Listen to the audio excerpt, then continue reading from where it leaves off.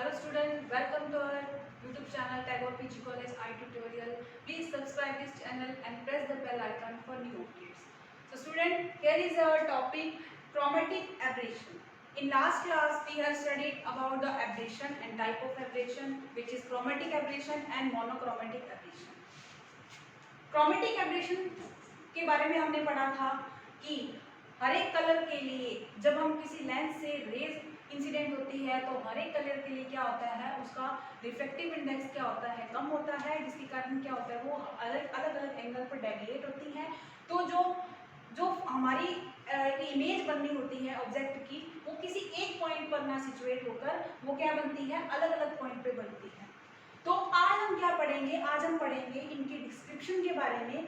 पहला टॉपिक है हमारा एक्सियल क्रोमेटिक एब्रेशन। जैसे स्टूडेंट हमने इसके अंदर दो टॉपिक पढ़ने हैं। एक्सियल क्रोमेटिक एब्रेशन के बारे में मैंने बताया था, जब कभी इमेज की जो पोजीशन है, इमेज की पोजीशन डिफरेंट बनती है, like we can say that अगर व्हाइट लाइट इंसिडेंट हो रही है किसी लेंस पर, तो हमें पता है कि वॉयलेट के लिए फोकस पॉइंट क्या होगा, नियर टू लेंस होगा, और जो रेड के लिए फोकल पॉइंट जो होगा वो अवे फ्रॉम द लेंस होगा।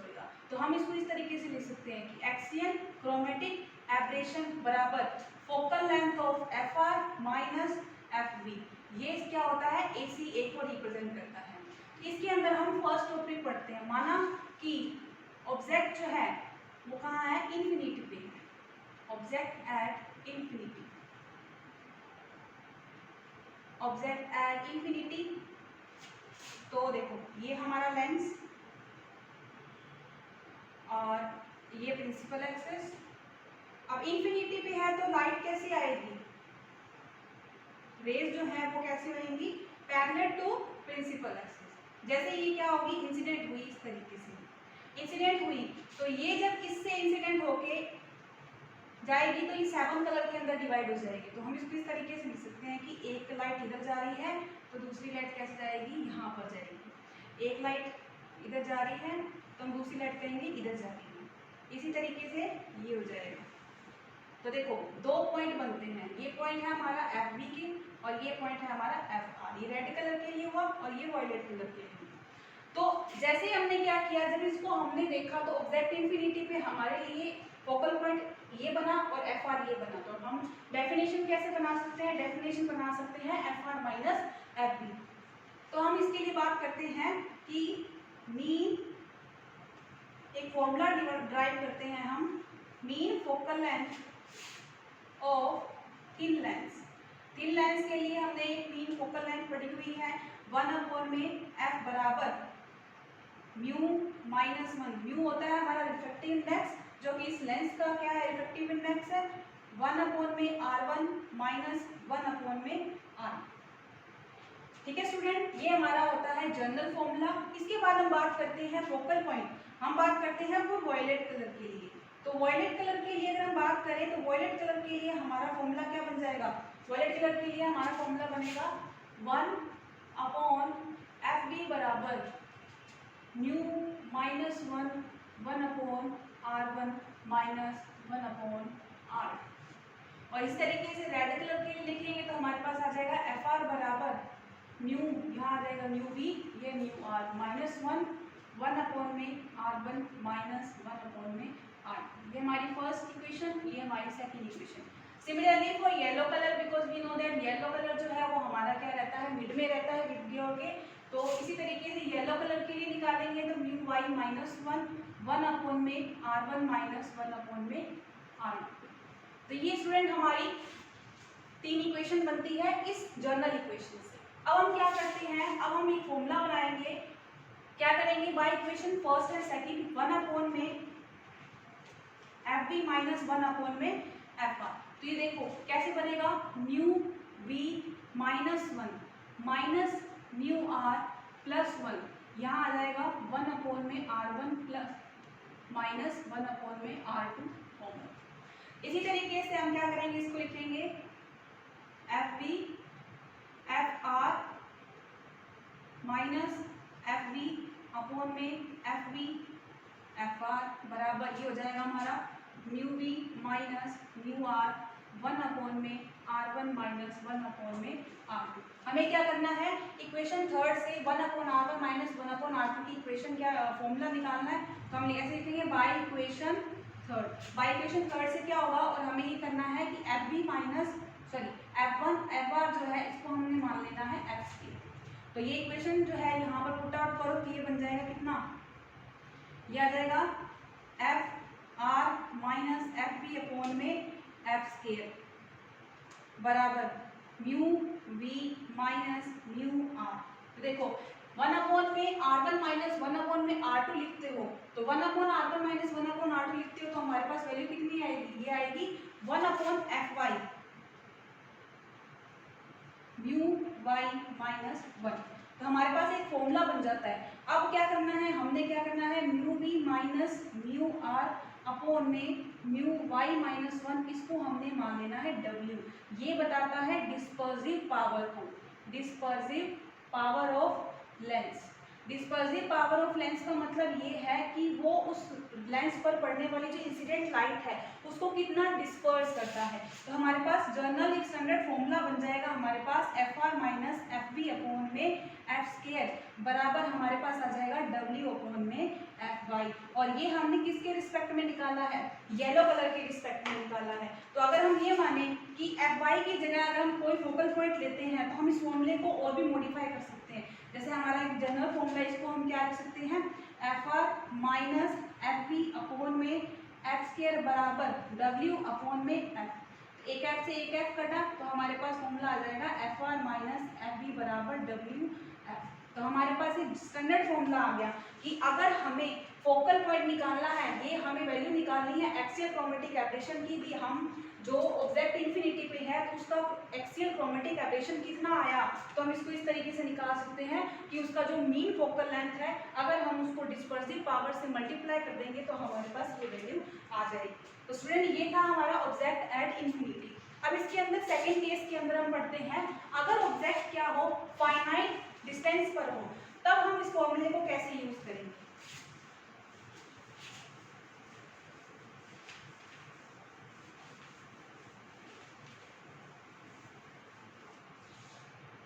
तो देखो स्टूडेंट, जब क्या हो ऑब्जेक्ट, सेकंड पॉइंट हमारा रहेगा ऑब्जेक्ट क्या हो, किसी finite object at finite distance, किसी एक निश्चित दूरी पर अगर कोई दूरी पर अगर ऑब्जेक्ट स्थित हो, जैसे अगर हमने मान लिया कि ये हमारा लेंस है, ठीक है, ये लेंस है और ऑब्जेक्ट जो है वो हमारा क्या है, इस पॉइंट पर है, मान लिया O पॉइंट पर है, और हमारा इमेज जो है वो इस तरीके से बनेगी, ये लाइट इंसिडेंट हुई, ये इस पे लाइट इंसिडेंट हुई, तो जैसे ही ये क्या करेगा, वॉयलेट और रेड कलर बाकी सब कलर को डिस्पर्स करेगा, एक लाइट यहाँ पर आई, दूसरी लाइट यहाँ पर आई, इसी तरीके से एक लाइट यहाँ पर गिरी और एक यहाँ। ये फोकल पॉइंट हो गया किसका, FB के लिए, ये फोकल पॉइंट हो गया FR के लिए। तो हम यहाँ पर क्या करेंगे, अब हम फॉर्मूला लिखेंगे। फॉर्मूला हमने सबने ये पढ़ा हुआ है कि FB माइनस FU बराबर 1 अपॉन में R होता है। ये हमने पढ़ा है किसके लिए, जब लेंस का मेकर फॉर्मूला पढ़ा था, lens maker formula, according to this 1 upon B minus 1 upon U बराबर 1 upon R। We know that U क्या है, हमारी ऑब्जेक्ट डिस्टेंस है,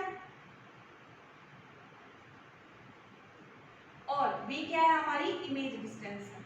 लेकिन हमारी जो इमेज बन रही है वो कैसी बन रही है, दो बन रही है ना, कैसी बन रही है, एक वायलेट कलर के लिए अलग बन रही है और FR के लिए क्या बन रही है, अलग बन रही है। तो हम इसको इस तरीके से बनते हैं कि वायलेट कलर के लिए हम कैसे लिख सकते हैं इसको, 1 अपॉन में VR माइनस 1 अपॉन में U बराबर 1 अपॉन में R। इसी तरीके से हम क्या लिख सकते हैं, V माइनस 1 अपॉन में U बराबर 1 अपॉन में 1 अपॉन में F आएगा, 1 अपॉन में FR हो जाएगा और यहाँ पर हो जाएगा 1 अपॉन में V। ये इक्वेशन फर्स्ट होगी, ये इक्वेशन सेकंड होगी।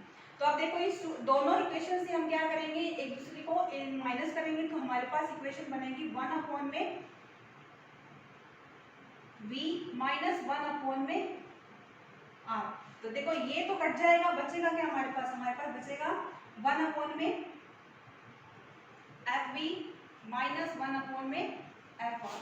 तो यहाँ से क्या हो जाएगा, 1 अपॉन में VR माइनस VB अपॉन में VB VR बराबर ये हो जाएगा F R minus F B upon में एफ बी एफ।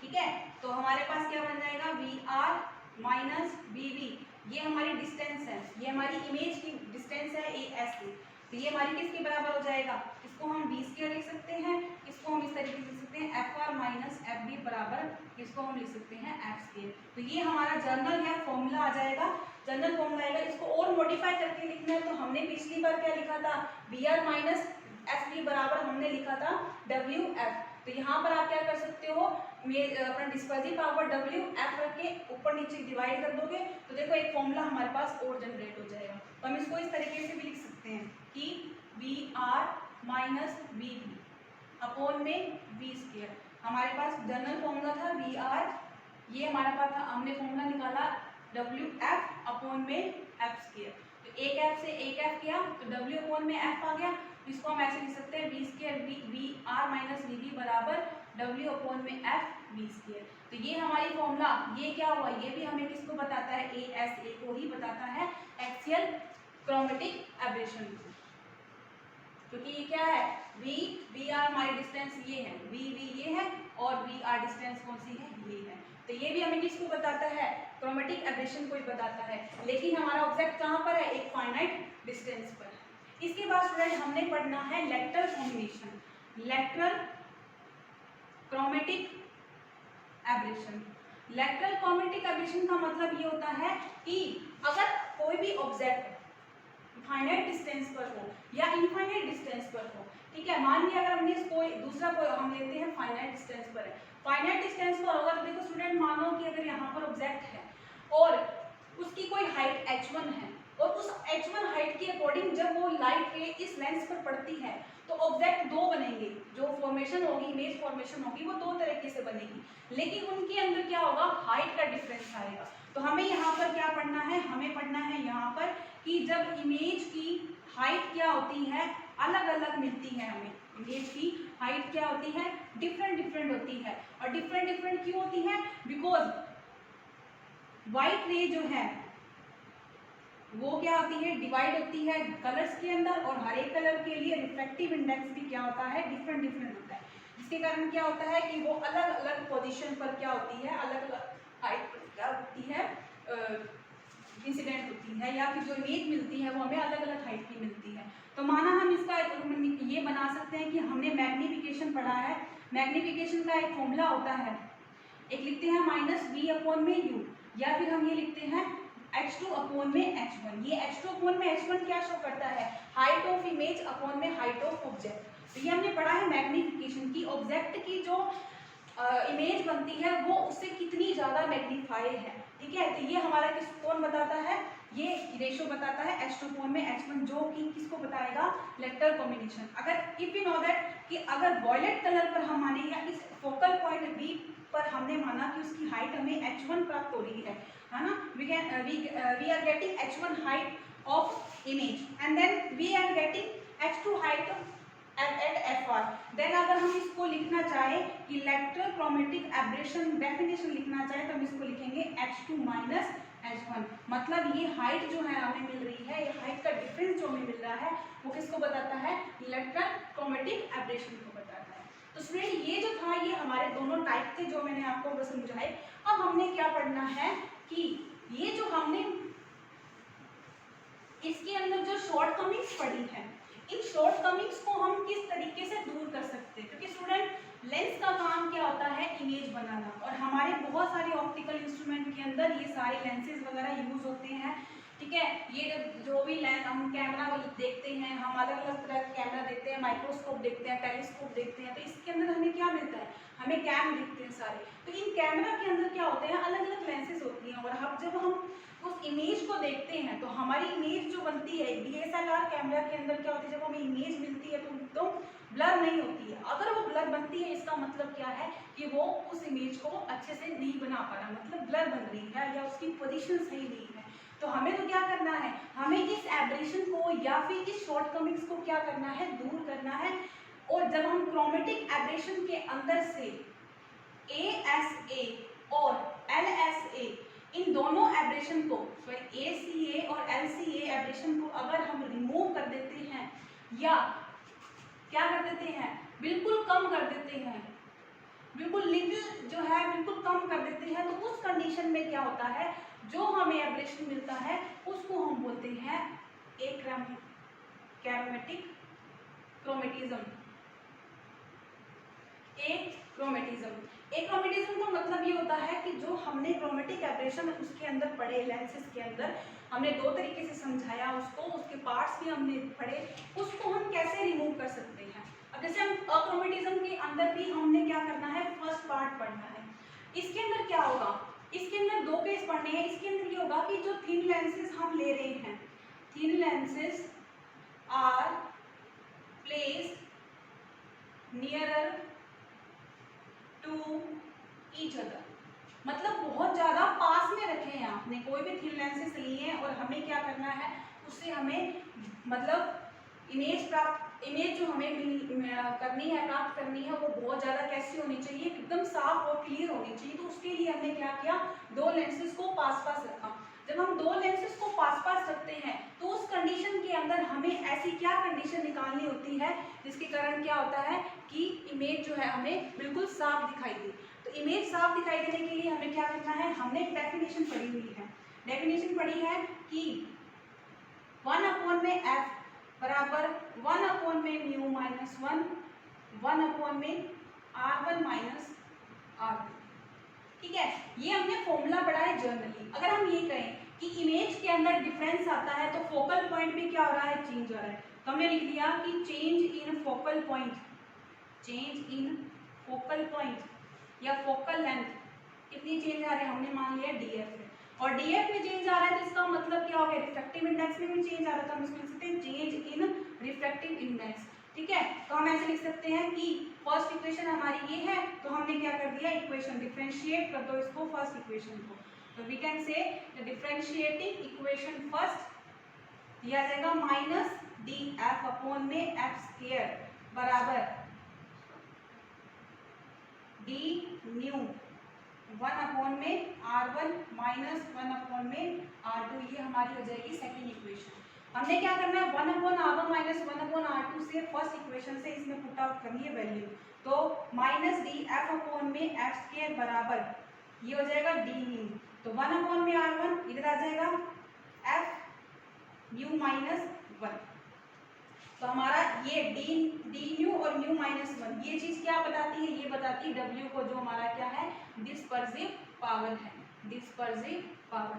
तो ये डिस्पर्सिव पावर है तो हम इसको ऐसे लिख सकते हैं माइनस डी एफ अपॉन में एफ स्क्वायर, ये बताता है किसको, डब्ल्यू अपॉन में एफ। ये हमारा हो गया एक फॉर्मूला, इसको हमने क्या रखना है, थर्ड इक्वेशन के अंदर सॉल्व करना है। अब हम इसी इक्वेशन को या इसी इक्वेशन को हमने क्या लिखना है, वॉयलेट कलर के लिए लिखना है, एफ बी अपॉन में क्या रहेगा हमारा, म्यू बी माइनस 1 अपॉन में r1 माइनस 1 अपॉन में r2। इसको डिफरेंशिएट करो, minus D F B upon में एफ बी स्क्वायर बराबर ये आ जाएगा डी म्यू बी 1 अपॉन में r1 माइनस 1 अपॉन में r2। ठीक है, तो इसी को वही सेम इक्वेशन से हमने ये लिखना है, क्या लिख सकते हैं हम इसको ऐसे लिख सकते हैं 1 अपॉन में डी एफ अपॉन में एफ बी स्क्वायर, यहाँ से वैल्यू पुट आउट करोगे तो डी म्यू बी अपॉन में F B mu B minus 1, ये हमारी इक्वेशन हो जाएगी माइनस डी एफ अपॉन में एफ बी अपॉन में डब्ल्यू डायरेक्ट लिख सकते हैं, या एफ बी स्क्वायर अपॉन में हम लिख सकते हैं डायरेक्ट एफ, ये हमारी क्या हो जाएगी फोर्थ इक्वेशन। इसी तरीके से हम एफ आर के लिए लिख सकते हैं, ये हमारा एफ आर हो गया W अपॉन में एफ आर, ये हमारी फिफ्थ इक्वेशन। और हमें पता है कि जब हम थिन लेंसेज को जोड़ते हैं तो फोकल पॉइंट का, तो हम ऐसे लिखते हैं कि टोटल फोकल पॉइंट या मीन एफ जो है वो किसके बराबर होता है, मीन एफ होता है 1 अपॉन में एफ बराबर 1 अपॉन में एफ बी प्लस 1 अपॉन में एफ आर। डिफरेंशिएट कर दो, डिफरेंशिएट करोगे तो हमारे पास आएगा 1 upon D F minus F square बराबर minus D F B upon में F B square minus D F R upon में एफ आर स्क्वायर। वैल्यू हमारे पास है, वैल्यू पुट आउट कर दो, हमारे पास आ जाएगा W अपॉन में F B plus W upon में एफ आर। अगर हम ये कहें कि हमें अक्रोमेटिक क्या नहीं चाहिए, वैल्यू नहीं चाहिए, क्योंकि हमें एब्रेशन से रिमूव करना है, तो हम मानेंगे कि उसके अंदर चेंज कितना आ रहा है, 0 आ रहा है। तो हम इसको ऐसे लिख सकते हैं W अपॉन में FB बराबर माइनस W अपॉन में FR। अच्छा, W हमारे पास जो है ये हमारा FB के लिए रहेगा और ये FR के लिए रहेगा। तो हमारे पास देखो वैल्यू कितनी रहती है, W अपॉन में FB बराबर माइनस W अपॉन में FR। ये हो जाएगा हमारा इस तरीके से WV अपॉन में WR बराबर FB अपॉन में FR। इसका मतलब क्या हुआ स्टूडेंट, इसका मतलब ये हुआ कि जब हम इस अक्रोमेटिक जो एब्रेशन है इसको रिमूव करने के लिए जब दो थिन लेंसेज लेते हैं तो थिन लेंसेज कैसे होने चाहिए, अपोजिट टू ईच अदर होने चाहिए। नेगेटिव साइन जो यहाँ इंडिकेट कर रहा है वो कैसे होने चाहिए, अपोजिट टू ईच अदर। मतलब अगर हम इस तरीके से यूज कर रहे हैं, एक लेंस यूं यूज कर रहे हैं तो एक लेंस जो है हमारा इस तरीके से होना चाहिए, या अगर एक लेंस हम यूं यूज कर रहे हैं तो दूसरा लेंस हमारा कैसे होना चाहिए, यूं होना चाहिए। दोनों लेंस क्या होना चाहिए, एक दूसरे के अपोजिट होने चाहिए। तो ये स्टूडेंट था हमारा thin lenses are placed near to each other. तो नेक्स्ट जो हमारा टॉपिक है इसी के अंदर सेकंड पार्ट के अंदर आता है कि जब हम थिन लेंसेज लेते हैं लेकिन वो क्या है, वो थोड़ी सी दूरी पे रखे हुए हैं, तो उस कंडीशन के अंदर हमारा फॉर्मूला या हमारे लिए क्या सही रहेगा। तो हम उसको इस तरीके से पढ़ते हैं कि माना जो टू लेंसेज हैं, two thin lenses are placed at finite distance। अगर वो finite distance पर है तो हम उसके लिए फॉर्मूला क्या यूज करते हैं, फॉर्मूला ये यूज करते हैं 1 अपॉन में f बराबर 1 अपॉन में f1 प्लस 1 अपॉन में f2 माइनस d अपॉन में f1 f2। ये हमारा फॉर्मूला रहता है किसके लिए, ये इसके लिए। तो हम इसको क्या कर सकते हैं, डिफरेंशिएट कर दो। डिफरेंशिएट करोगे तो हमारे पास बनेगा माइनस डी एफ स्क्वायर बराबर minus D F1 square minus D F2 square minus D common लिया। पहले आप क्या करोगे, F1 को कांस्टेंट करोगे, F2 का करोगे, तो ये आ जाएगा डी F2 माइनस F2, ठीक है, माइनस डी अपॉन में F2 कांस्टेंट रखा, ये आ जाएगा डी F1 अपॉन में माइनस F1 स्क्वायर। और हमने पिछले वाले में अंदर क्या पढ़ा था, डी F अपॉन में माइनस F स्क्वायर। अगर हम पढ़ते हैं तो हमारे पास बनता है W अपॉन में F। यही सारी डेफिनेशन जो यहाँ पर फॉर्मूला हमने लिया था वो उसके अंदर पुट आउट करना है। तो अगर हम इसके अंदर रखते हैं तो हमारे पास क्या आएगा, माइनस डी F अपॉन में F स्क्वायर बराबर माइनस डी F, तो हम इसको लिख देंगे W अपॉन में F1, ये 1। इसी तरीके से इसको लिख देंगे W2 अपॉन में F2 minus D common F1, और हमारे पास यहाँ आ जाएगा डी F2 माइनस में है, तो माइनस में है तो ये F स्क्वायर, तो ये वैल्यू कितनी आ जाएगी हमारे पास, ये आ जाएगा W2 अपॉन में F2। इसी तरीके से माइनस डी F2 यहाँ आ जाएगा W1 अपॉन में F1। तो फॉर्मूला देखो स्टूडेंट क्या बनता है हमारे पास, माइनस डी F अपॉन में F स्क्वायर बराबर ये आ जाएगा W1 F1 plus W2 F2 बराबर माइनस डी अपॉन में डी कॉमन आ जाएगा हमारे पास, और डी F1 F2 कॉमन आ जाएगा, और यहाँ बनेगा हमारा W1 plus W2 minus common ले लेते हैं।